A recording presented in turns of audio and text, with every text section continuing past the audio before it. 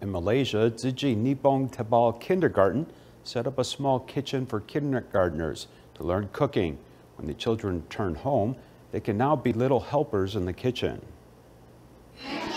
Cutting vegetables with a knife and cooking soup on the stove are the dangerous actions in adults' eyes.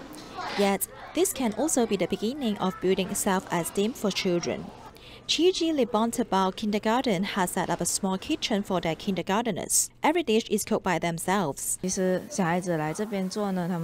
fact, the children are very happy coming here to do this because they can cook the food they like by themselves. We just need to prepare some hot water, some simple ingredients, and cooking utensils, and they can do it by themselves. Tzu-Chi likes this corner the most.